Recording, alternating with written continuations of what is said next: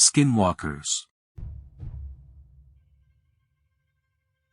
As legend goes, to become a skinwalker you must attain priesthood, and then kill a member of your own family. Then and only then can you gain the powers to shapeshift. Then, and only then, are you a true skinwalker.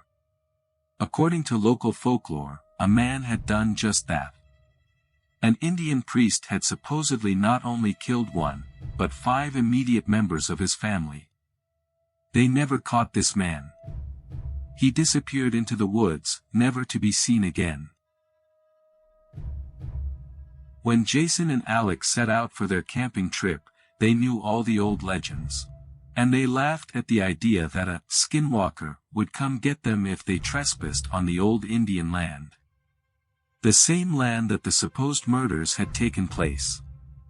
And why should they believe the legends? A man becoming a beast was probably the most ridiculous imaginable. Jason and Alex were brothers.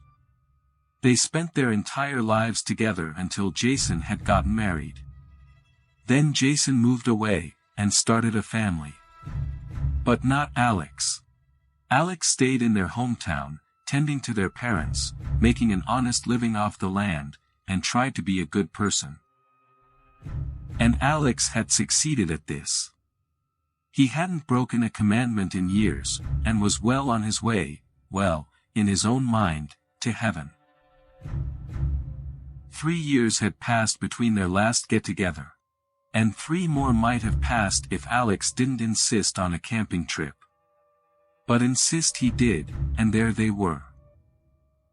It was getting dark, and the 2 of them were laying out under the stars. They were deep in the woods, and they had no GPS or maps, but they knew the path back from where they were. They had gone there as kids. Never know. Ha. Alex replied, he only caught bits and pieces sometimes. We can never let Dad know, Jason reiterated. Know what? That we stayed on the old Indian land past dark. We promised him as kids, and I wouldn't want to upset him now. He's getting pretty close to dead, and if we started an argument now we may not resolve it in time for, you know. Just don't tell him or Ma, okay? Okay, no problem. They both were silent for a while, until up creeped a small raccoon. Well, look at that, Alex called, as he pointed towards the critter. It stared at them for several minutes. Not moving, not attempting to flee when they motioned towards it. It stayed almost perfectly still. And then finally it left. Minutes later came a deer. Again the creature stayed and watched them. Unwavering determination glared in its eyes. For about 2 hours the duo was kept awake as every animal they knew to live in the forest, and some they were almost sure didn't inhabit the area, came to gaze upon them. The final animal was a gray wolf. It slowly moved towards them, and when it was 5 feet away it stopped. Don't move. Don't panic. It'll go, Jason assured Alex. The wolf slowly stood up onto its hind legs and then its limbs began to contort and pop.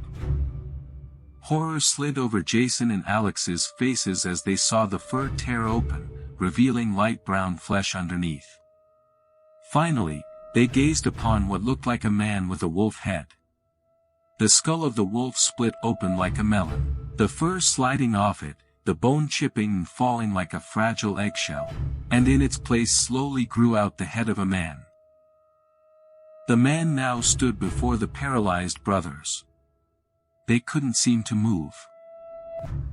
This is my land, said the man, with an almost supernatural smile. Now, mister, I'm gonna have to ask you to. Alex trailed off. Get the fuck away from us, Jason said as fiercely as he could. The man began to laugh, and as he continued to laugh the pitch changed. It grew deeper, from that of a man to that of a demon. And soon it sounded as if Satan himself was bellowing out at them. The man's skin grew black as coal, and his eyes yellow like a cat's. His demonic laughter echoed through the forest, as he drew closer and closer. The brothers being unarmed, they had no choice other than to flee. And that's what they did. They ran as fast as they could, except instead of out to their cars, they were cornered into running deeper into the woods. For hours they seemed to play cat and mouse. Several times animals they passed would burst open in a grotesque manner, revealing the deranged man. But they continued to run. Finally reaching a cabin, they ducked inside. They were filled with fear, and the brothers felt that leaving the cabin would end in their deaths. What they found in the cabin made them regret their ignorance on legends. For in the main bedroom of the cabin was corpses. At least 100 of them. Every animal they had seen that night was there, along with some larger bodies, some human bodies. It was then that the man burst into the room. Except he was once more a wolf. In his deep voice he snickered out, "Welcome home." The following week the authorities found the cabin during their search for Jason and Alex. Both brothers' faces looked as if they were eaten by an animal of some sort. 6 days later a security camera several states over, caught Alex filling up a car with gas. Several eyewitnesses also reported seeing the dead man. And on nearly all accounts he was seen smiling a wide, toothy, unnatural grin.